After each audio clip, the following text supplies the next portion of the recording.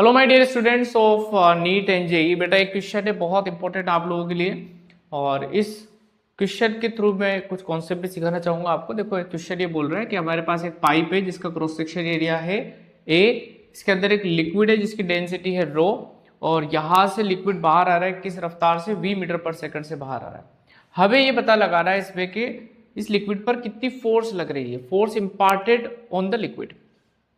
ठीक साहब, तो कैसे करेंगे इस क्वेश्चन को। देखो फोर्स इज इक्वल टू क्या होता है, dp by D T, rate of change of momentum. तो यहां पे मैंने लिखा dp बाई डी टी,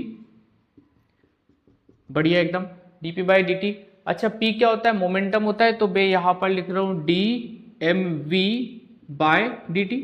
यहां तक भी ठीक है। यहां पर आप देखोगे बेटा v हमारे पास कांस्टेंट है, कांस्टेंट रफ्तार से बाहर आ रहा है लिक्विड, तो v हम ले लेंगे डिफरेंशिएशन के बाहर, तो v dm by D T ऐसा कुछ बच जाएगा। ठीक है, यहां तक बात समझ भाई। अब मैं ऐसा मान लेता हूं कि dt समय में बेटा ये dx लेंथ जो है ये बाहर आ गई है लिक्विड की, dt समय में dx लेंथ जो है वो बाहर आ गई, और लिक्विड का मास कितना है, dm है। अब ये dm को मैं कैसे रिप्लेस करूं कि मुझे मेरा आंसर मिल जाए, तो यहां पर मैं डेंसिटी को रोल में लाऊंगा। डेंसिटी बराबर क्या होता है, मास बाय वॉल्यूम। तो density rho is equal to small mass by small volume, dv।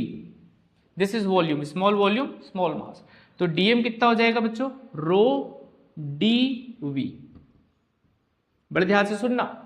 अब ये जो dv है ये स्मॉल वॉल्यूम, ये कितना होएगा, देखो ये वॉल्यूम निकालना है मुझे, ये जो डॉटेड से मैंने बना रखा है ये वॉल्यूम कितना होगा, बेस एरिया इंटू लेंथ, बोले तो a इंटू dx। तो भाई यहां पे क्या लिख सकता हूं, रो इस dv की जगह a dx, small mass is equal to कितना हो गया, रो a dx। ये स्मॉल वॉल्यूम की जगह मैंने लिख दिया a dx। अब मैं dm की वैल्यू अगर यहां सब्स्टिट्यूट करता हूं तो देखो मुझे फोर्स का एक्सप्रेशन क्या मिल रहा है, v dm की जगह मैंने लिखा रो a dx बाई dt।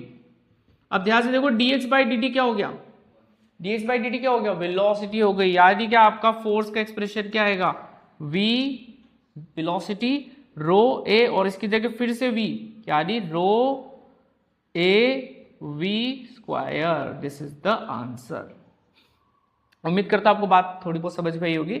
तो इस तरीके से अप्रोच आप लगाना सीखे, बढ़िया सवाल है, इसको एक बार और ट्राई करना। All the best.